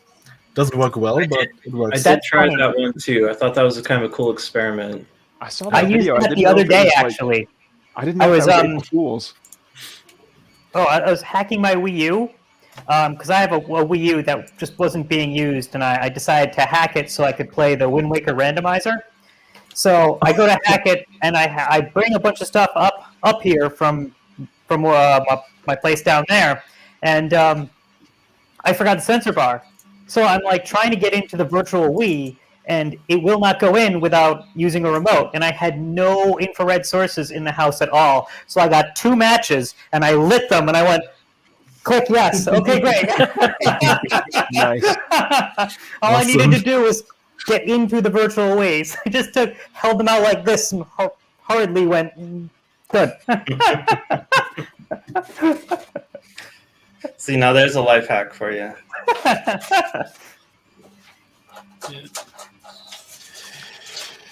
You guys continue. I'll be right back. Being tethered to my audio interface is really annoying because I had my infrared camera right in the corner of my room, but yeah, the headphone cable is only that long. I'm glad I have long arms. I should be using this for my monitor. When we did VirtuaCon, one of the things I forgot, I set up all this camera equipment in here, and I forgot about where I was going to put the monitor so I could be looking at all of you. So the last minute, I'm like moving a computer and putting a laptop on it, and the laptop is like down in the corner, so half the time I'm looking down if I want to look at you guys, and I have to look up at the camera, and I can't see what's happening over here. So I have 2 computer cases stacked on top of each other right now in front of the camera with a monitor on top of that. So I can look at the camera while I talk to you all. What I should be using is this, which I didn't even think about. Which I didn't even think about until just now. I could have been wearing this and using it as a monitor, and it doesn't matter where I look. Does it work?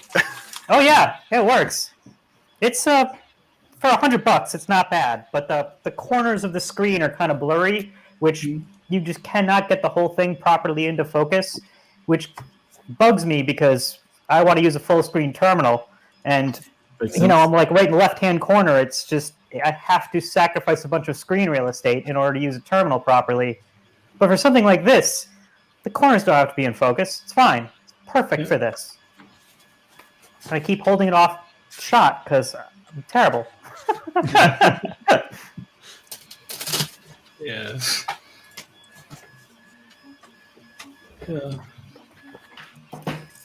Anyway, Yeah, going back to could be shown on LGR Oddware or something. yeah. Going back to the cosplay thing though, like I kind of disagree that the reason that there's not as much cyberpunk cosplay is because like a lot of the source material is old school books. Like more and more, I mean, the content is coming out, like Black Mirror and all these shows, and the cyberpunk game that was hyped up, and yeah, sure, it flopped, but I think the idea is in everyone's mind now that like cyberpunk aesthetically is cool, but Yeah, maybe you it's just don't see it. I don't know. variety. I think it's kind of a cultural thing in that, like, we've been in the dystopian future thing for a while, and like the previous decade was all zombies. Every movie was a zombie movie. Every dystopian future was zombies. Doesn't matter what happens, there's some kind of zombie. Whatever they had different names for them sometimes, it was all the same crap. And now people are done with zombies, and we're kind of drifting into, well, what's dystopian and feels realistic today? Oh, megacorps run the world, and technology runs everything, and that's cyberpunk. And I mean, we're kind of living in it. It's really what's happening right now. So it's getting popular because it is the vision of the Again, future. 2020 was dystopian Getting popular enough for me. again. Yeah. Yeah. Yeah, people aren't really craving dystopian stuff right now Yeah, and because of 2020. and going back to living in this dystopia right now. Going back to steampunk, there's a distinct topic. There is brass, steam, and cyberpunk. I mean, yeah, we have cyberdecks and modifications. Maybe, I don't know. I kind of want to know what and player French 2 is cups. looking at when he's going like this.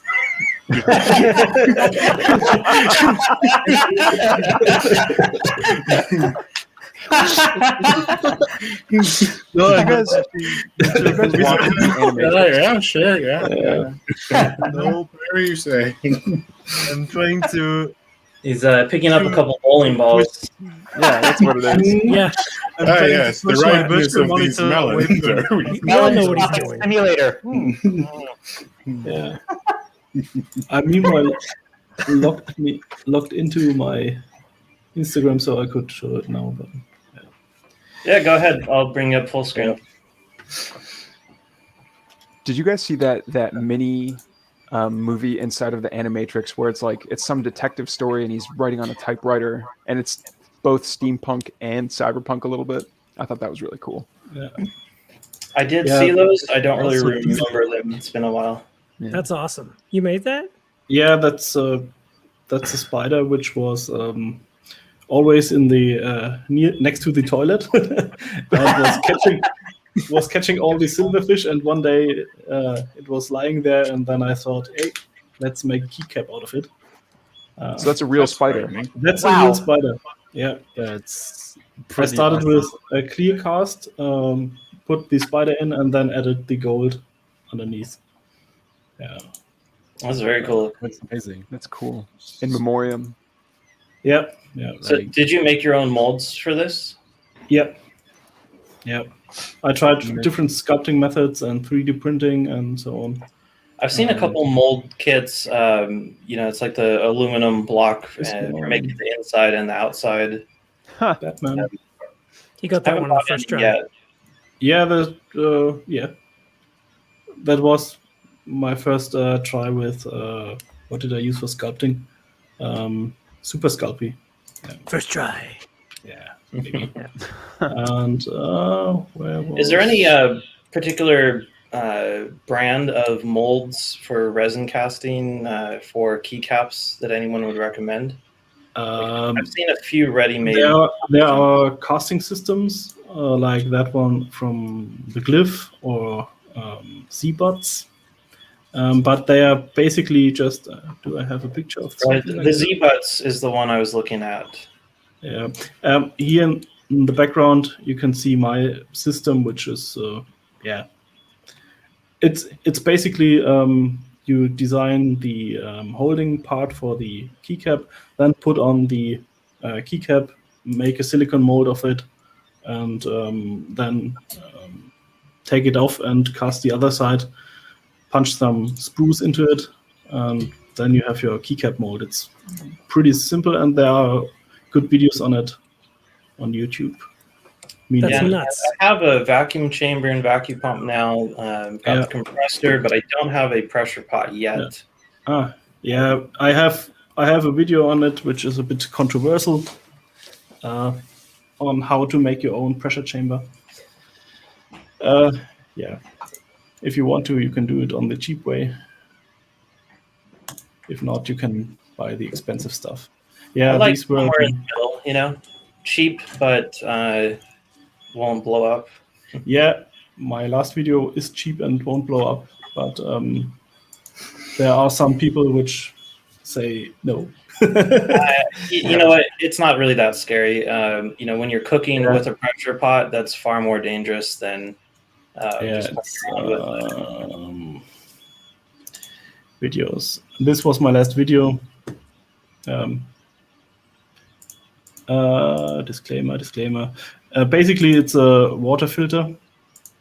I don't know if those are so widely used in the US, but Yeah, in I've got one. Germany, in Germany, every house has to have one, and they are rated up to 8 bars, most of them, so that like 75 psi. And for resin casting, you need around 30 psi. So, yeah, That's pretty good. For reference, the ones in the US we have are 160 psi. yeah. But you can use a 160. PVC pipe instead if you don't need to see it. No. I did a video on that and got some backlash on the PVC. Yeah, No, the problem with PVC pipe is the joint between the fittings on the end with the, you know. the problem with the PVC pipe is that people buy some random PVC pipes and blow them up. There is actually some pressure-rated PVC pipes you can get, which are totally fine if you use them, but yeah, danger is people use the wrong stuff, and yeah. Interesting though. That looks like a pretty good option though. Just the water filter. I really never considered that. Yeah, and a bike valve if you don't have but you have a compressor. Yeah. So yeah, it's basically a filter and some fittings, and that's under. Do you have 20 a pressure relief valve or anything added to it? On this one, I did not. I had a pressure gauge, and yeah, I what's it called? I stepped down my compressor to the 30 psi, so didn't bother in this case. And I had a manual valve which I controlled. Yeah, it's funny. We're talking about the PVC pipes bursting. I used to be really into paintball for a while, and I had built myself a paintball shotgun of sorts, kind of like a bazooka-shaped thing. I used an expansion chamber to take the high-pressure, low-volume tank into a lower pressure but high volume, and a valve that could be opened very quickly to fire off about 40 paintball rounds. I was testing it one day after making some modifications, and the valve got stuck open for filling it from the tank. So it just filled until it burst. And wow, that was something. That was, it was up to a couple hundred PSI before it burst, and it took off flying through the house, put a hole through one layer of drywall on one side of the house about 30 feet away, and went through 2 layers of drywall on the other side of the house. It also tore the front of my shoe off from the metal pipe fittings that ripped and ruptured. The shrapnel of it actually tore open my shoe. And I was deaf for about 5 hours. Nice. So luckily you're still here. That's special. Yeah, that was an interesting one. That's terrifying. That's my current That looks Cyberdeck cool. spoiler. Super cool. It's looking good. Looking good. But it's thanks to that he decided to pick up the Cyberdeck hobby instead. Huh? Yeah. Yeah, thanks to that, I started wearing earplugs. So I'm pretty sure it boots on some list somewhere.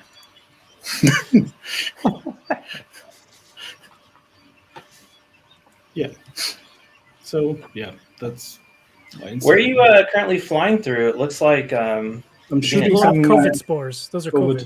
COVID. Yeah. Go with destruction. That's actually from Beeple, which is Are you currently shrunk down and inside someone right now? yeah, inside myself. Whoa. That's very special. meta. Yeah. So yeah. Found this on people did that on his YouTube channel, and Oh, nice. Hey, speaking of people, those NFCs, NFTs. selling NFTs, selling digital content. I mean, it's weird, but I think it's a very cool thing. Kind of like crypto is, it's weird, but very cool. if they change, I gotta admit, the, I still don't totally get it. It's like, hey, we cryptographically signed this content, and now you can own the signature? I don't totally understand how that's supposed to work. There's actually a It's real just a way problem of- with that. It's And the having problem is authentic. the company that makes the art still holds the copyright to it in almost all cases. Yeah. So even though that you might think that you own it, you don't, because you never got the copyright transferred to you. you bought it, but you have a signed copy in this case. Yeah, it's if you buy a print from an artist. I mean, guess. the thing is, like, if you did this, you bought it, and then they tried to come after you for some kind of copyright infringement later, that'd be a tough argument in court. You'd be like, no, I bought it. Here's the receipt. Here's a blockchain. Yeah, exactly. But I mean, it's a cool idea. It's just all it really is just a new platform to sell your content on. If I make a piece of art and it's digital and I stick it on Reddit, now everyone has it as their background and it has no real value. No one really cares about the copyright laws that much. But Having a way to buy the artwork to actually put it like a post on my Instagram that I could do without infringing on the artist's copyright, I think it's a cool idea. yeah, it's more about the ownership. So if you take Beeple, for example, everything he does is Creative Commons, and you can use it for even commercial purposes. Wow. And I didn't know that. he does this. He does this every days, where he does an artwork every day since 13 years. I've been following that along for a while now. It's amazing. And now, everyone can have it, but only one person can own it if he sells it as an NFT. And that's the idea. And that worked for him pretty well. And the only problem is that it uses Ethereum as a blockchain, and the environmental impact is a bit heavy. And the last time I saw, he did an auction where he took the funds that came in and invested them for the climate. So to counteract his actions, which is a good idea, but it's a bit like burning down a forest to plant new trees. So That's like when you buy carbon rights from Tesla. It's a bit. You can buy them from Tesla because they're so environmentally friendly that they have a lot of excess. So then you take some big polluter and they just buy the right to pollute. I think they all just stop producing. I actually It's like buying indulgences. I actually got Ethereum because I wanted to sell some of my art as an NFT to see how much money you can make with stuff like that. Some artwork. Here is the. Damn, it's on a backpack. Yeah. Like the backpack is super amazing. Also, I'm actually wearing the shirt right now too, which I like a lot. I think it just looks great. But as the backpack, this one just came in a couple days ago. It is pretty cool. I think I'm going to swap this around so that the keyboard print shows on the front. But And make it work with capacitive touch. It is actually inside things. keyboard print in the pocket. It's not the greatest backpack ever. It's kind of lightweight, but it's a pretty good size, and the print just is killer. Like, I love having all That's these awesome. custom things now. It needs a few adjustments though, because right now you can't really see the whole board on it. But it's pretty cool. I've got Gotta have that merch. over here. Yep. Can't wait for my T-shirt. Yeah, yesterday I went out to a restaurant and I was wearing a Player 2 shirt that I bought, and someone was like, "Oh, that's a really cool shirt." And I was like, "Yeah, I know the guy who designed this." One question: the shop is Redbubble or something like that? Yeah. Yeah. Is a Like that. special reason to buy this shop? I've used a lot of these print-on-demand services, and I've had a lot of problems with them. So I moved it to Redbubble just because it's one of the few ones I'm familiar with that are left. I was using Printify, and they are garbage as a company, as their customer support, and they were not charging shipping. So every single order that went through from Printify, the shipping charge actually, I paid for that. Nice. They weren't billing people. Their system, it was just broken and not billing for shipping on anything. And I just, I left it up as kind of an automated thing. I wasn't paying attention to it at all. So that was a fun surprise to find that all the orders paid for the shipping on those. I'm sorry. Did you guys already go over? I was curious, like, what's the material like that the backpack is made out of? Not that I need another. I already have like 5 backpacks that I only use one. You need one of these. This is like it's definitely a nylon of some kind. Cyberflesh. It's very, very Cyber fabric. It's kind of stiff. It's fibrous. You can see kind of the fuzz on it. But it does feel kind of plasticky. I mean, it's pretty standard for a backpack. Like, it's got good stitching on it. The zippers are pretty nice. When are we gonna get the episode of you doing like a QVC show infomercial for all the Cyberdeck products? We need more stuff. For only $29.99. But wait, there's more. So wait, there's more. We have, Now we'll throw in a handful We'll of throw in holodeck a free set of We have a googly sticker eyes. this one's really, really cool, but a very light print that you cannot see on camera. Yeah, it's very Not white. at all. White on It's white. just a white rectangle. This is Ron Lorraine's design. There is no way you're going to be able to see it because, but it's a very cool design. I like that one. We've got our Kappa on the top, the mascot, and then the small print of what's on this shirt here from James. Let's see what else we got here. We got Player 2's Neon Summer. Neon Summer. I really love the That was name great. you gave my design. Like, Yeah, I had to throw something didn't on have- it, and I didn't have a design name for that one, except Cyberdeck Online, maybe. But Neon Summer really hits the nail on the head. Very lo-fi. I left some space on my notebook when my sticker arrives. Like, I have so much stickers on my notebook, but I have one space left for that one. Ooh, what's that like clamp thing to your right? Yeah, that thing. Is that A just vice? a vice? It's just a it vice. is a vice. It looks like a vice, but I was thinking maybe there was something more to it. Well, a little bit. I actually like this tool.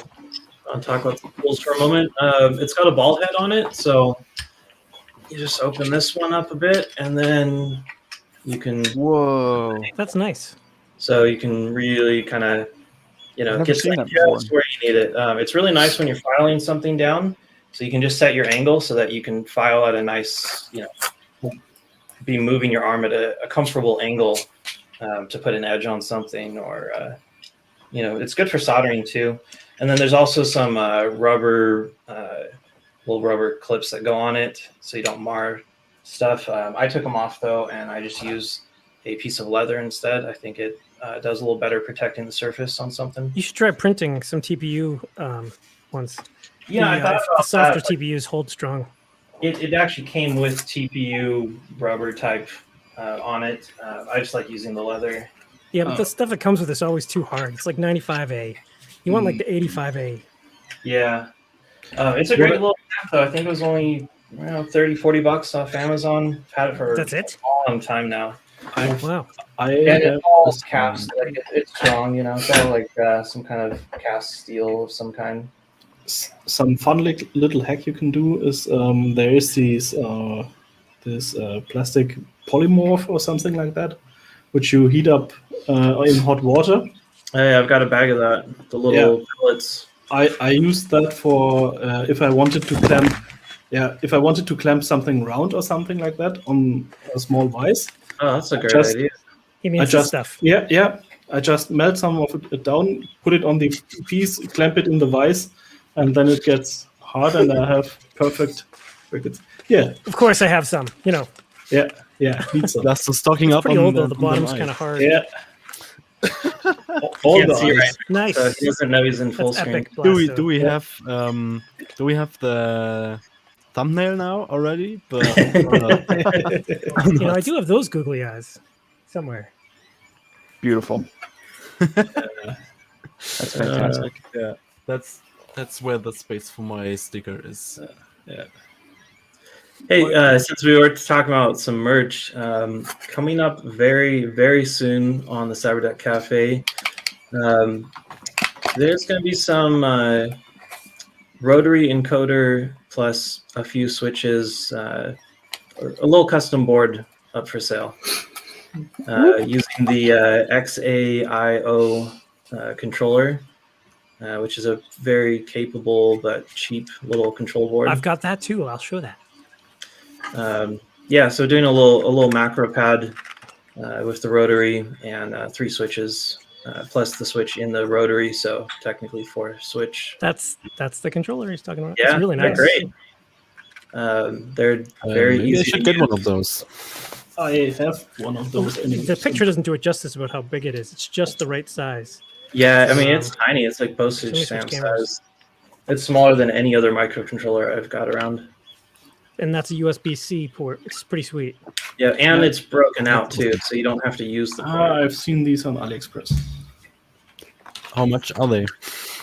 Oh, this was like $5 for 3 or something. It was ridiculously cheap. No, Oh, I it's forget. more like actually. 15 or 20 for 3, but they run about Oh, $6. is that what it is? I got it for Christmas. So don't listen to me. It was a gift. So they're about $6 a piece. Yeah. It's a That's pretty 32-bit okay. controller in there with a lot of memory, a lot of capacity. I think they run at 48 megahertz, which is kind of amazing for something Yeah, like that. that's quite cheap though.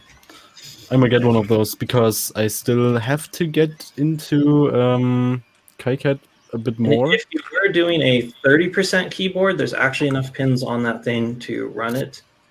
But No. you need some kind of Probably- multiplexer if you want to do Yeah. a large. I'm probably doing 60 or 10 kilos, maybe. Yeah. 10 kilos has this IBM old computer vibe to it. And I'm still not sure if I'm trying to design my deck like to be like Arasaka styled, corpo, stealthy and all black with red or something, or an aggressive neon green. Or if I try to do this retro look because it's still cyberpunk but also a bit vaporwave. Well, make yourself kind of a skeleton frame that you can replace the panels on it. You know, you could change. That's a up great the- idea. I should. I still have to order some aluminum extrusion. Yeah, that's kind of what Could do I got right some of now. that too. It's over there. Please, I little, can get it down if you really want to see what aluminum Mutatis. extrusion looks like. the little 10 millimeter extrusion and the 15 millimeter extrusion. Those are hard to get. Well, they're really I easy think to they get have in America five at least. In dollars Germany. on eBay. Yeah, in the US, all the aluminum extrusion sizes are you know what? widely available. This one, it's just there's only one brand that makes this. It's not a widely, Yeah. produced item. 10 maker millimeters is beam. quite small. But they're actually kind of nice. I got these recently, and I'd seen them for years and just didn't buy them, and thought I'd try it out. It's kind of You fun. thought they were too expensive until I showed you them on Amazon.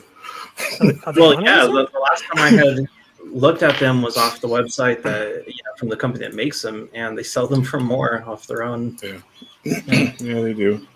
But on Amazon, you can get like a pack of like 4 300 millimeter pieces for like $15.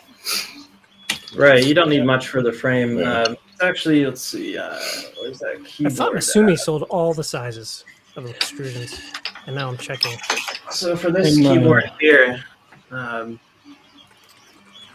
you can see it's a bit warped. That's an effect from popping in the key switches. It just puts a little pressure on it. But that is what these beams are for. That becomes part of the structure, and then when it's cinched down with the bolts that go in it, that keeps it all straight and takes the flex out of it, keeps it from warping over time as well. Nice. That's good. So You can get pretty smooth simple. steel rods for that too, by the way. They're a little heavier though. Well, but then you'd have to find a way to fasten it. Oh, I just make them tight and then force them in. That's how I usually do it. Or I heat them up with the heat gun before I shove them in there. That works too. So this thing, it'll have a bar on the front, a bar on the back, and then the hinge for the screen will actually attach to the back of the bar, and the bottom plate attaches to the bottom of it. So it's kind of nice, gives you a good attachment point for everything. Like with this design, I haven't really designed the whole thing yet. I just made the keyboard plate, and then I made the screen mount, which is over here.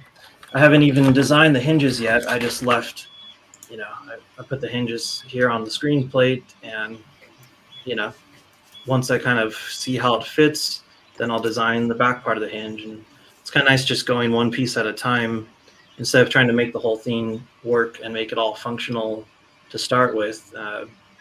Just go one piece at a time until it all fits together.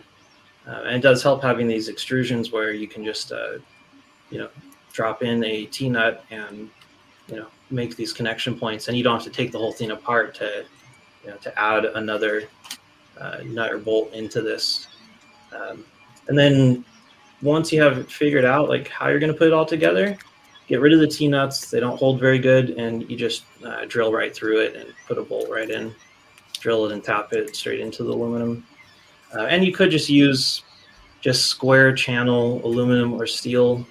You can get 10 millimeter square tubing very cheap at any hardware store. So if you don't have this stuff, you just buy the tubing, drill it, tap it. It's no big deal. So everyone will be able to build this thing without having to source some crazy parts. I know, like in Australia, you cannot get these maker beams without ordering it from some like third-party distributor. Yeah, likewise in Germany. Mm-hmm. So yes, 10 millimeter square tubing, you'll have the exact same ability. Like I'm not using I'm not doing the threaded screws into the end of it, because with the tubing you won't have that option. So I want to make sure it's still compatible between the two materials. And which this is, one of my projects I've got going right now. This one I've kind of been putting off for a long time. And I was originally trying to use it with a small Bluetooth keyboard, but that's kind of garbage, kind of a hassle having to connect to Bluetooth when you're 10 millimeters away from the computer that you're connecting to. But yeah, it is kind of fun stuff, And I just checked, and it seems that Masumi, the smallest size they have is 15 millimeters, so that 10 millimeter is kind of interesting. Yeah, and I've got the 15, and I like it kind of more than the 10. It's a little nicer profile. It's very squared off edges on it. The 10 is just so thin, so small. I mean, it's got some strength to it, but you could just bend it in half by hand. And the 15, I'd say you really couldn't. Yeah, Yeah, your little keyboard's pretty much just like a baby version of what I did for metal. That's just the top plate, bottom plate, and 2 extrusions in the middle. Yeah, that's pretty much it where I got works. that from. It works really well, that system. And then these are, I showed this the other day on the stream too. These are spaced out where there's basically no space. It's about 0.5 mil in between each switch. So these will not fit standard keycaps. You'll have to print your own. But this let me fit a full 50% in this tiny space. I wonder how that would be to like thumb type on it. Because it looks a little tiny to type normally, but... No, I mean, for normal typing, it's like, Really? it fits the hand, you know, it's 10 across. You have 10 fingers on your hand.